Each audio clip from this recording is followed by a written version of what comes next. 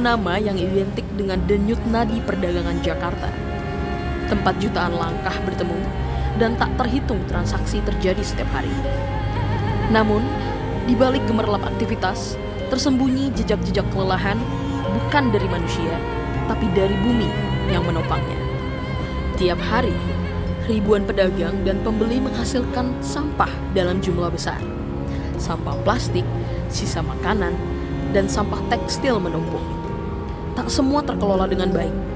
Banyak yang berakhir di saluran air, menyumbat got, mencemari sungai, dan menebar bau tak sedap. Tanah Abang juga dikenal sebagai salah satu kawasan dengan polusi udara tinggi di Jakarta. Asap kendaraan, suara klakson tak henti, mesin-mesin berat, menciptakan lingkungan yang padat, bising, dan jauh dari kata sehat. Di tengah padatnya bangunan dan jalan, ruang hijau nyaris tak terlihat. Tanah yang seharusnya menjadi resapan air, kini tertutup beton dan aspal. Saat hujan turun deras, banjir menjadi tamu yang akrab datang. Bagi warga sekitar, masalah lingkungan bukan sekadar cerita, tapi kenyataan yang mereka hadapi setiap hari. Udara kotor, air tercemar, penyakit datang silih berganti. Dan anak-anak tumbuh tanpa mengenal seperti apa seharusnya kualitas lingkungan yang layak.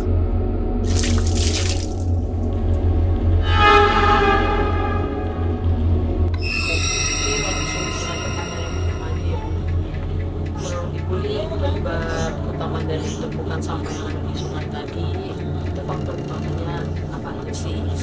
Terus kayak sebenarnya itu kayak ada pasang tanah abang dari orang-orang juga, kayak kita nggak ada yang tahu di sini klarifikasinya lah sama dampaknya terhadap kehidupan warga sekitar di sini. Kalau buat sampah tuh dari Tanah Abang, sampah itu kan asalnya memang nggak semua dari warga ya, asalnya dari pasar, ya kan? Cuman kita melewati karena arahnya ke itu, jadi lewat sampah. Nah kebetulan juga dari warga-warga sini karena melihat orang pada buang sampah loh gitu di situ, sampah memang ada gitu, sampah karena udah ada, jadi rumah-rumah warga itu yang punya pintu belakang atau jendela belakang itu pasti buang sampahnya ke situ. Padahal kan itu dampaknya juga banjir ya kalau seandainya hujan gede gitu. Cuman kita bagusnya ada pintu air itu yang bisa buat buka air. Kalau sampah dari sana itu nggak numpuk, dibuka jadinya air jalan. Kalau hujan besar tuh ya. Kalau hujan dibuka ya. Kalau hujan besar tuh pasti dibuka. Karena saya juga megang kunci pintu air. Terus dampaknya sama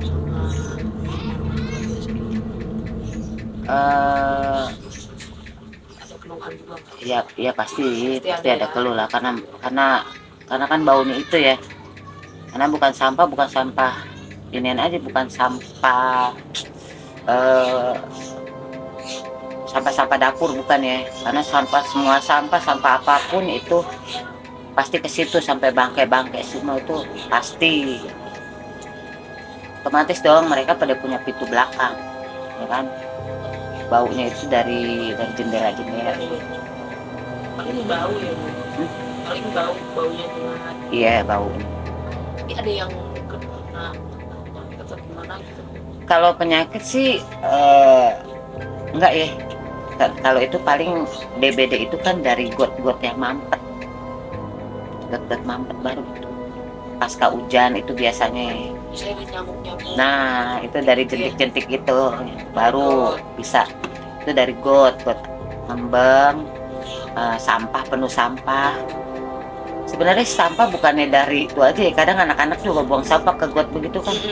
Nah itu dia yang jadi sarang nyamuk, akhirnya jadi kena penyakit. Tapi sejauh ini nggak ada lah ya yang kena Dari sampah kali ya? Iya sampah kali. Kayaknya enggak. Paling bau doang. Bau.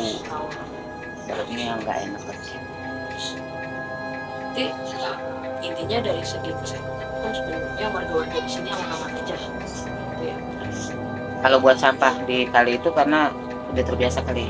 Oh udah terbiasa. Jadi nggak terlalu gimana gitu. Mungkin kalau kalau yang nggak terbiasa, iya karena kita udah terbiasa ya sama-sama numpuk-numpuk gitu. Itu biasa aja gitu. Iya. Karena udah beradaptasi, udah lama bertahun-tahun di sini. Kecuali mereka yang baru, ternyata sampahnya begitu ya, ini sampah apa aja ya. Nah itu kan karena baru ya, karena orang baru. Tapi kalau yang kita orang yang udah lama di sini, mereka udah terbiasa. Kalau buat penyakit sih kayaknya nggak ada di sini kalau dari kali. Sehat-sehat aja lah ya di sini, sehat-sehat.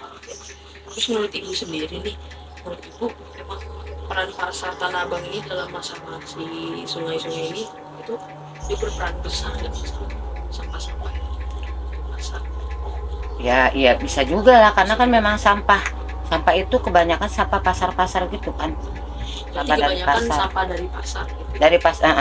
Sampah dari pasar dicampur lagi sama rumah-rumah yang dekat pasar. Rumah yang di pasar. Yang buang sembarangan. Iya. Jadi gini, kalau sampah dari pasar kan biasanya kayak buang-buang sisa-sisa apa gitu ya, bahan yang nggak kepake itu buang. Belum lagi sampah-sampah orang yang dekat bantaran kali itu kan yang deket, yang bener-bener deket-deket pasar gitu. Pada buangnya kan ke situ. Kali. Ya. Jadi di sini mah cuman karena ngikutin aja, dilihat banyak sampah dari sana kan, jadi orang ikutan juga ikutan. Ikutan nyampah juga. Kalau mah nggak boleh gitu. Nah, terus kan dengan si ini yang punya perusahaan ini, terus kondisi kepemilikan rumah-rumah di sini katanya kurang jelas. Katanya beda PLTN segala macam. Perlu dijelasin. Oh, kalau masalah rumah-rumah di sini sih rata-rata itu kayaknya rumah pribadi ya. Kalau yang bantaran kali itu baru tanahnya tanah Pemda. Itu yang pinggir-pinggir kali ya. Jadi kalau yang di sebelah-sebelah sini sih dalam-dalamnya. Nih kayak sini-sini sebelah sini ya. Itu dia tanahnya tanah milik sendiri. Ada sertifikatnya. Ada yang udah, ada yang belum. Ada yang udah, ada yang kayak saya mah belum. Kayak saya belum. Karena kan kemarin kan saya terhalang sama itu. Sama sengketa kan, masalah penyengketaan itu. Jadi kita belum bersertifikat.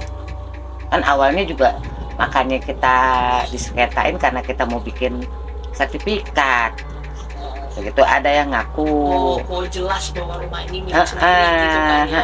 Karena kan gini, waktu itu kan ada PTSL ya dari yang Jokowi.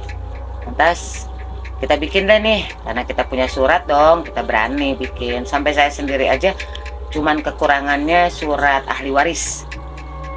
Akhirnya disuruh, coba deh Bu, ini kayaknya tinggal ahli waris doang loh, suratnya udah bagus.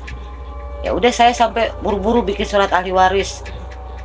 Kelar lah tuh surat ahli waris. Ahli waris kelar, tiba-tiba ada datang orang nih. Orang zaman dulu, dia punya cucu. Datang kemarin ngelihat, wah ada bongkar-bongkaran nih. Ini kan di sini ada rumah kakek gue gitu. Akhirnya diakuin lah sama dia gitu. Asalnya sih kebanyakan di sini mereka pada tanah-tanah rumah-rumah sendiri. Cuman yang itu yang pinggir-pinggir kali. Yang pinggir-pinggir tanah Pemda. Ini pertanyaan terakhir. Juga namanya Tanah Abang ya, yang kita kenal juga rawan preman gitu ya. Itu banyak aja yang nyuri, curanmor, begal segala macam. Menurut ibu sendiri, sini tuh kawasannya rawan begal atau tidak bagi wilayah ibu nih? Kalau di sini mah alhamdulillah kayaknya nggak ada masalah pencurian juga kayak curanmor gitu. Karena kita banyak pintu-pintu yang bisa dilewatin ya, tapi tertutup. Jadi kalau jam ada batas-batas tutup pintunya ya, jadi jam 10 paling cepat kita tutup. Dan juga kalaupun kita enggak buru-buru tutup kan mereka juga pada punya kunci gitu. Kalau dulu waktu baru-baru punya pintu gerbang, emang itu kan dari zamannya Covid kita udah punya pintu gerbang ya. Jadi 2019 itu kita udah punya pintu gerbang, jadi aman lah untuk masalah. Cuman kalau buat maling-maling yang di rumah nggak usah malam-malam ya. Ini hari aja nih, tengah hari aja. Kalau pintu melongo itu tukang ngamen. Oh, tukang ngamen. Tukang Biasanya ngamen. tukang ngamen di sini. Keliling sih. Oh, keliling-keliling tanah. Masuk-masuk ke gang sini. Makanya itu kan kalau pintu melongo kita nggak tahu ya itu tukang ngamen itu baik apa enggak gitu. Masalahnya kan biasanya tukang ngamen itu kan dia cuma Kesempatan dalam ini dua. kesempitan. Dipikir gini, wah pintu melongo nih, ada HP, Di ambil. Jadi kan kita nggak bisa bilang, oh kalau maling itu harus malam, kan enggak. Mau siang juga kalau memang jalanan sepi, digas aja. iyalah. Supaya kalau ada kesempatan diambil. Masalahnya kan sini suka kejadian, ada orang lewat, anak kecil megang HP depan pintu rumahnya loh. Diambil. Dipikir gini, oh, anak kecil megang HP diambil. Nah, itu anak kan nggak bisa bilang apa-apa. Mamanya di dapur, anaknya di depan. Makanya kan anak di sini suka pada main HP siang-siang gitu, nggak ada orang suka jangannya ke dalam. Kalau main HP nggak boleh dimain di Boleh luar. di depan pintu gitu ya. Kalau masih siang juga malingnya justru dari orang luar kalau siang-siang, karena dari orang lewat, tukang ngamen-ngamen iseng itu. Kan ada aja yang bukan ke sini masuk juga gitu ya. Kalau masalah preman-preman mah itu paling ada yang di pasar, pun juga orang yang dekat pasar. Nggak mungkin masuk sini karena mereka udah tahu wilayah sini. Iyalah, dan juga kalau misalnya memang orang wilayah tapi itu yang dekat pasar, nggak mungkin juga dia ngebegal di sini. Dan Pokoknya juga orang pasti dia kalau mau maling dia nyuruh orang kampung, tapi kalau buat di pasar ya paling sama orang langsung orang yang orang pasar yang belanja. Itu maling orang lebih raya. ya ada yang mau ditambahin Bu? Kemudian deh.